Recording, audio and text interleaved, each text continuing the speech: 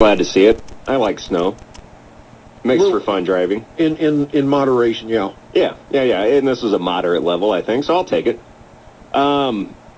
We talked about this a little bit before the break, and we're going to come back to it and talk about it now. Jeff Fisher signed as head coach in St. Louis, and I know that so many of you listening have quietly and just kind of gracefully snuck off of the Rams bandwagon that you may have jumped on back in the greatest show on turf days.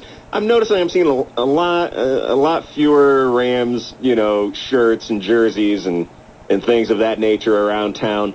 Saw a bunch of those things about 10 years ago. Now, not so much. Not so much. And I have a list here of the reason why.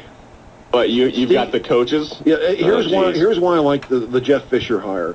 I think it gives the organization stability. It hasn't seen since, well, as I go by the list of coaches, I'll tell you the last person I think that gave him a stable franchise. Your last coach just fired Steve Spagnuolo. Right. 10-38. Jim Haslett pretty good. Went 2-10. Oh, decent. Scott Linehan 11-25. Not bad. Joe Vitt for the 11 games he coached 4-7. Mike Martz, who went 56-36. There we but go. Honestly, I don't know if I would even consider that stable. He's a wild card. He was a crier. The guy was and a he crier. had exceptional athletic ability on that team, Eric. You and I could have coached that team and probably done well. Martz happened to luck into a situation where he had superior talent. Oh, yeah.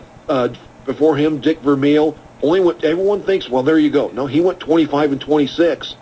And quite honestly, stable's the last thing I call Dick Vermeil. I mean, get me the tissue box. Yeah. Oh, yeah, there was my crier. Mike Mart's not a crier. Dick Vermeil was the crier. I got confused. Rich Brooks before Dick Vermeil, 13-19. Oh, my gosh. Chuck Knox before him, 15-33.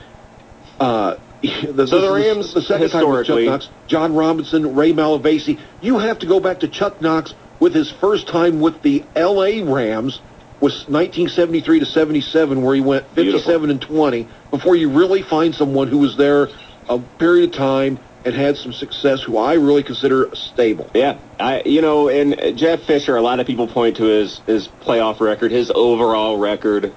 It's 142 and 120. And he did, Eric, with, quite honestly, offensively, mediocre talent. Not much. I mean, McNair, a couple years. McNair and Eddie George. I mean, that's literally all he had on offense until he got Chris Johnson later in life. But he's always had one player, maybe two at tops on his offense that is even worthwhile. And here's the other thing about Jeff Fisher that I like that you have to figure into this. The majority of his coaching career in Tennessee, who is he going up against in his division? I mean, who was the top team in that division every year? Indianapolis. Of course. He's going up against Peyton Manning for most of his coaching career and still able to post a winning record and still able to get to the postseason on more than one occasion. Still took his team, all the way to the Super Bowl before. So, despite playing against Peyton Manning or coaching against Peyton Manning during the prime of Peyton's career, Jeff Fisher's still able to make a name for himself and have success. He didn't have a Peyton Manning. He didn't have a Reggie Wayne, Marvin Harrison, and not for the length of time that Peyton did in Indianapolis. So let's not get too caught up in the numbers of things. So much of football is about the situation, the chemistry, the right guy coming at the right time. I mean, Bill Belichick, for example, losing record before Tom Brady took over as starting quarterback for a Bill Belichick team. He coached in Cleveland and was awful, was let go, came to New England, wasn't good there until literally Bledsoe went down and Brady came in. And then, and only then, did Bill Belichick start getting a winning record. Now he's regarded as possibly the greatest coach in the league and one of the best of all time. So much of it is about just circumstances, situations, environment, and players. You have to have players, and it all starts at quarterback. So now the question is Sam Bradford the guy? I mean, is that the right kind of match for Jeff Fisher for that team? Is this St. Louis going to be good now, I guess is what it all comes down to? Is this St. Louis finally going to be good? The owner of the Rams, Stan Kroenke, has, and it's in a Brian Burwell article in the Post-Dispatch. It's a fantastic article.